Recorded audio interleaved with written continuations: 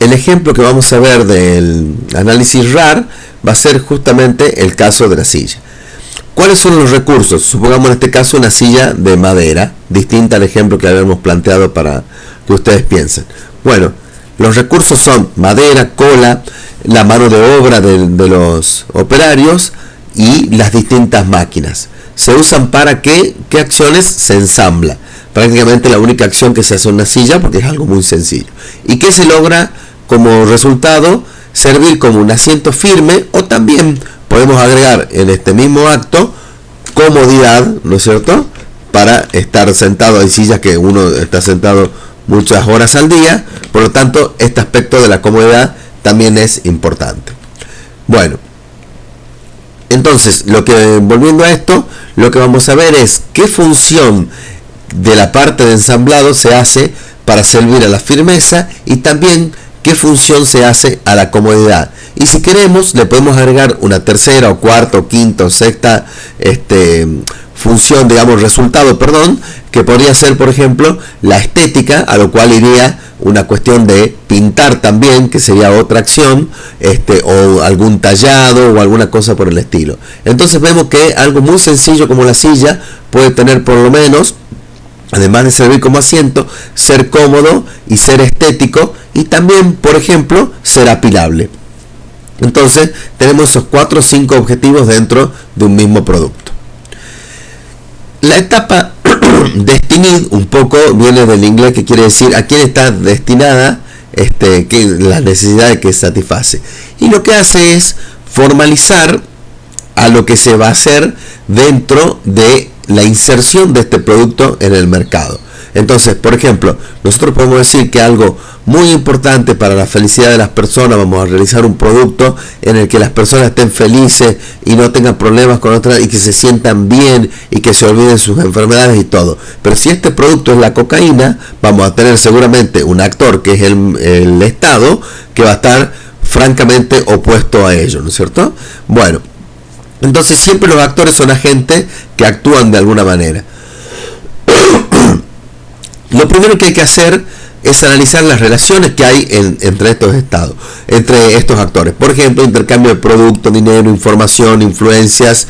Esto nos va a ayudar a ver si la innovación que nosotros hemos creado desde un punto de vista técnico va a servir desde un punto de vista social.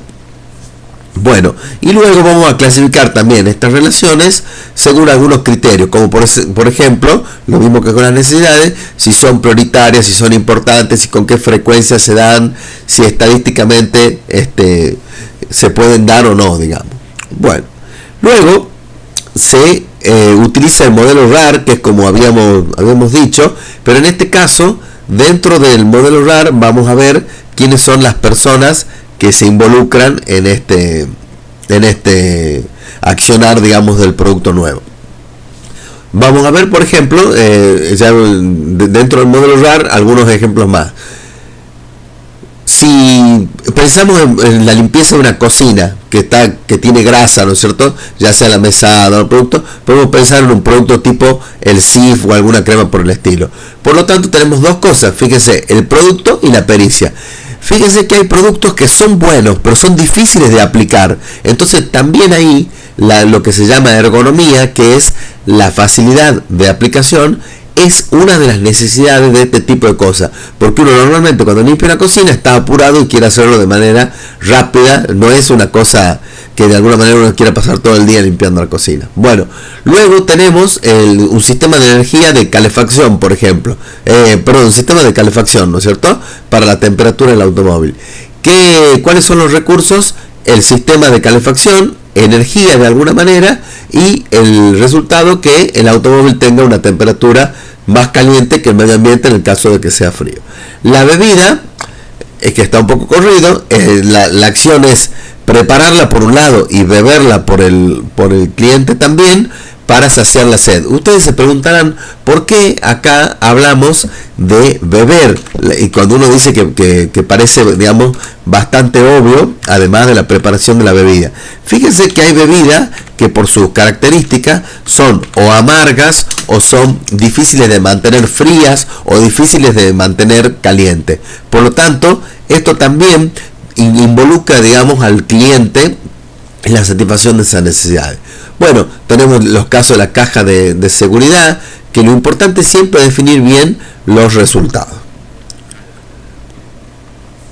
Bueno, cuando se analiza el recurso, estamos hablando, hoy por hoy estos ejemplos hasta ya han pasado un poco de moda, pero hasta hace unos 10 años, 5 años, se hablaba de la digitalización de las cosas. Hoy, ¿por qué no se habla más? Porque prácticamente todo está digitalizado. Bueno, entonces esa es la nueva tecnología, es un poco el recurso que se analiza. Estas nuevas tecnologías muchas veces traen cierta reticencia. Vamos a poner como ejemplo algo que hoy nos parece absolutamente natural, pero que en su momento las personas pensaban que podían ser potencialmente dañino, malo y cancerígeno, como es el caso del microondas o como es el caso de los edulcorantes mismos. Entonces, lo primero que hay que analizar es si los recursos van a ser validados por la población o por los agentes estos que definíamos en el DESTINID. También lo mismo pasa, como habíamos dicho, con la central atómica. Luego, describimos situaciones posibles o ideales entre estas interacciones. Por ejemplo, lo ideal de un microondas podría ser que una persona se mantenga siempre a 1 metro del microondas. Pero bueno, esto sabemos que a veces no sucede. Por lo tanto, tenemos que cambiar la tecnología para que si la persona tiene la cabeza directamente pegada frente a la puerta del microondas, lo mismo la tecnología lo cubra de los daños de la radiación. Con respecto a las centrales nucleares, tenemos que hacerla lo suficientemente segura para que pase lo que pase, gente que se vaya a vivir cerca o que trabaje dentro de la misma central, o ríos, o lo que ocurra, la central siga siendo seguro. Por lo tanto, se debe describir exactamente cómo va a funcionar el sistema para introducir la solución. En este caso hablamos de seguridad, pero muchas veces no es solo seguridad, muchas veces son ruidos molestos, o son olores molestos, o simplemente impactos visuales que tienen los recursos en el armado de la solución. Luego se valida. ¿Cómo se valida? Normalmente mediante grupos de expertos o focus group, donde se va haciendo testeos si los recursos y las funcionalidades han sido las adecuadas. La última herramienta que vamos a ver es el análisis de valor. Esta herramienta es bastante vieja, es un poco de la posguerra, pero se sigue utilizando hoy por hoy bastante. Bueno, ¿qué es? Vamos a leer la definición prácticamente rápido, pero tratando de entender cada punto. Es un método para incrementar la competitividad. ¿Qué quiere decir?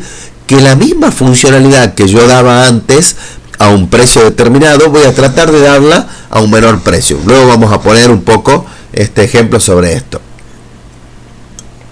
Es un método organizado, creativo y tendiente a las satisfacciones del utilizador, ¿no es cierto? Mediante la metodología específica de concepción que sea funcional, económica y multidisciplinaria.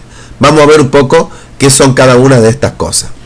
Ya habíamos visto un poco cuál era lo que valoraba el cliente desde el punto de vista de satisfacción de las necesidades. Entonces, un poco el valor es el juicio que el producto hace sobre el producto y servicio.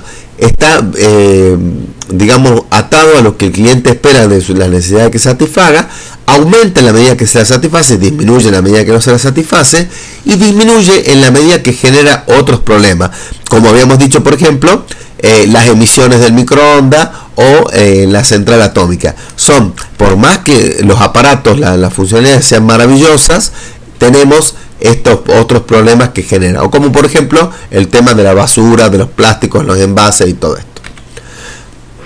Bueno, tenemos el valor de utilización, que es cuando la persona o el cliente lo va a usar. Otro valor de estima y cosas que son exclusivamente, por ejemplo, lo que se colecciona de alguna manera, ¿no es cierto? O una fotografía autografiada, son cosas de estima.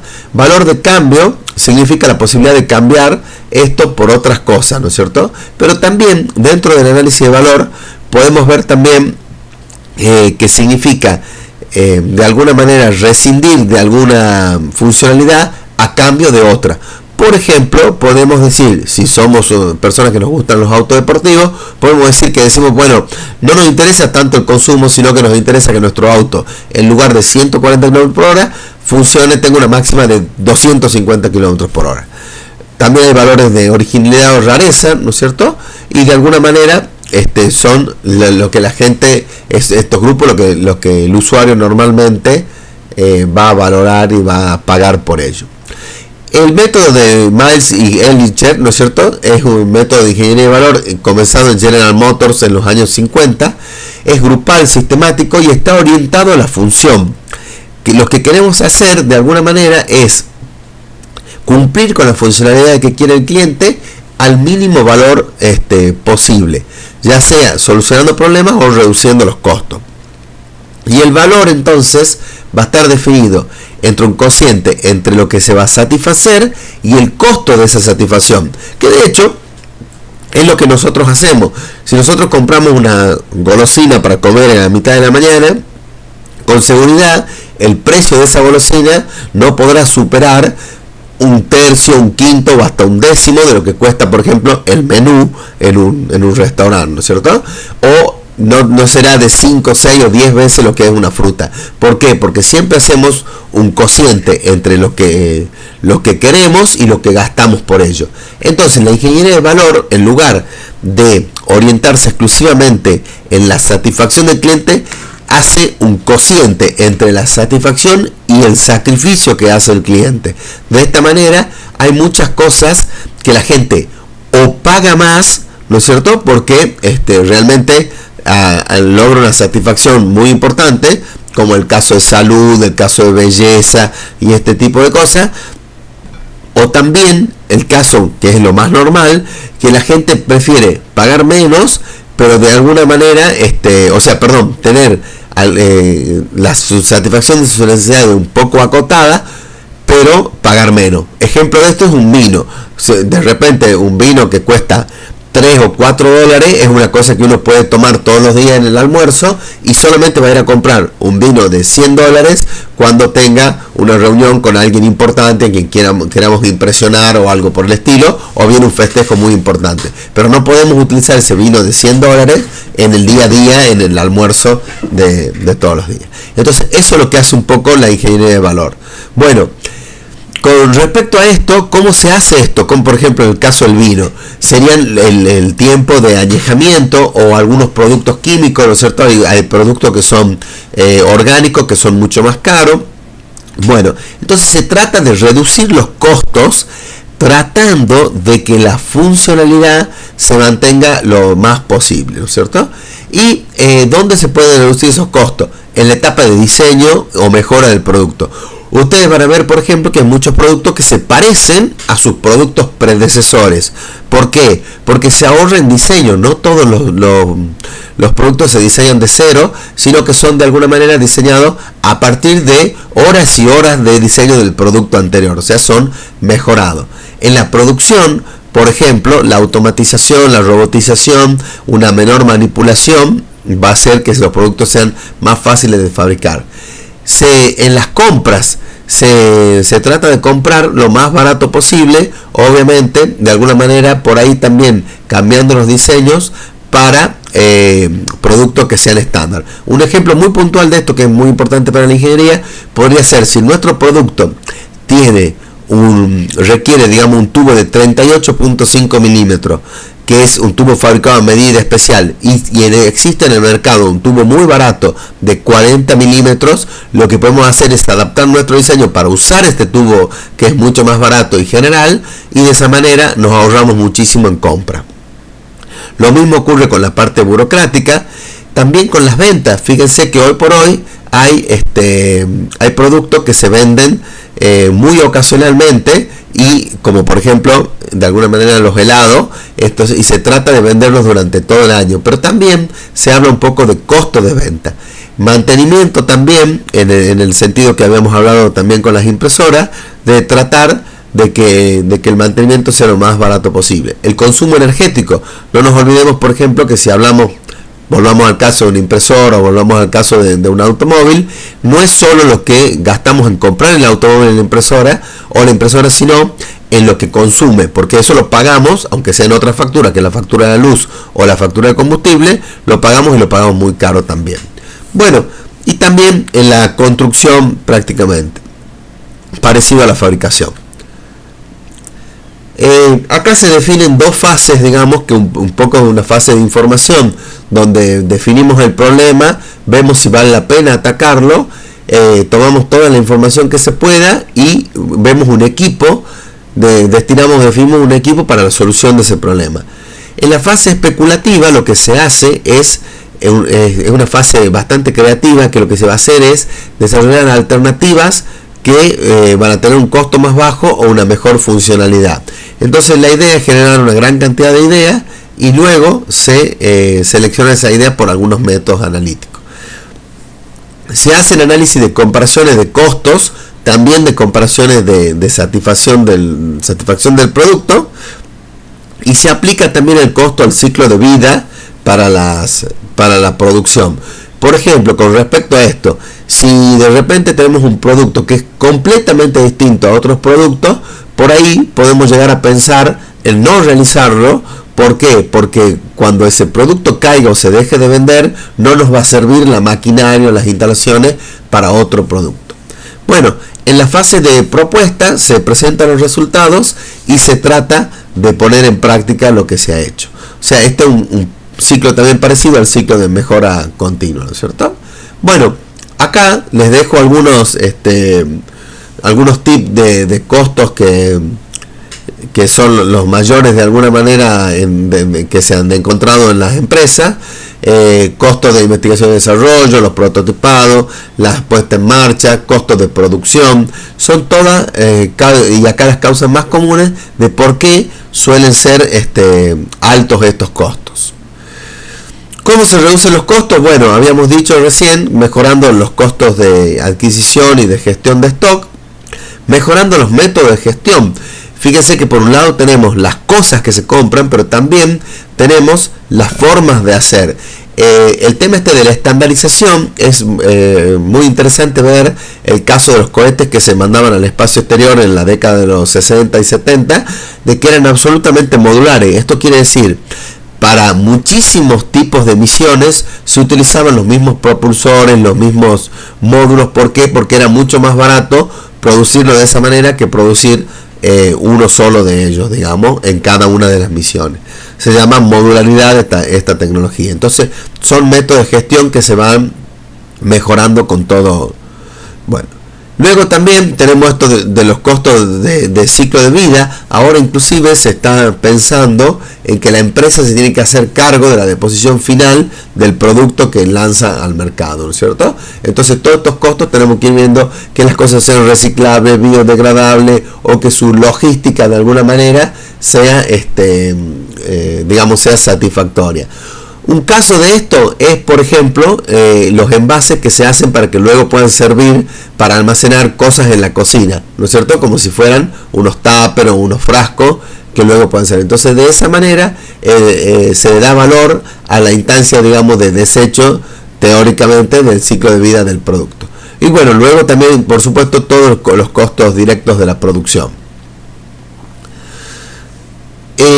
Otra metodología de alguna manera es ver el costo objetivo. Esto tiene que ver, por ejemplo, cuando estamos en competencia y sabemos que el cliente tiene un producto a 10 pesos y nosotros tenemos que largar un producto, por ejemplo, a 7 u 8 pesos. Por lo tanto, tenemos que ir pensando en aplicando esta metodología que vimos anteriormente de una manera muy sistemática para tratar de llegar a estos costos. Ya vimos este tema del análisis del ciclo de vida. Esto tiene mucho que ver, por ejemplo, con el tema de los envases. Y la idea es que el producto, bueno, esta primera parte, definición de necesidad, viabilidad, la concepción, la producción, luego la homologación, que significa la homologación significa que tenga los permisos para que el producto realmente pueda salir al mercado. La producción propiamente dicha, ya en masa, no como en este caso que era un prototipo, cómo va a ser el servicio. La comercialización, utilización y por último la eliminación. Entonces damos vuelta todo este ciclo y en este ciclo se va haciendo el análisis de valor. Bueno, conclusiones entonces del análisis de valor. Se orienta hacia el análisis de valor que tenga el producto con respecto a las necesidades. Se hace una búsqueda de información, se utilizan las herramientas de análisis funcional y análisis de costo, se plantean soluciones mediante estudios disciplinarios de siempre plantear diferentes alternativas. Eso es muy importante para poder seleccionar la mejor, y luego se pone en marcha y se siguen los presupuestos y los costos que habíamos visto. Por supuesto que todo esto es un ciclo continuo. Si vemos acá que esto falla, tendremos que buscar de nuevo este ciclo constantemente para ir mejorando nuestro producto. Por eso ustedes se darán cuenta que nuestros automóviles son absolutamente diferentes de lo que eran los automóviles 100 años atrás. Bueno, por último, dejamos un poco este ejemplo de sillas absolutamente diferente, digamos, y con una posibilidad de analizar qué tienen, cuáles son esas diferencias, cuáles son los valores y cuáles son las funcionalidades que se ha visto en una y en otra silla. Entonces, como conclusión, en el diseño industrial tenemos que analizar las necesidades que tiene el cliente, tratar de ver cómo las vamos a satisfacer lo más fácilmente y económicamente posible, y por último poner en marcha toda la ingeniería necesaria para que eso se lleve a cabo. Muchas gracias.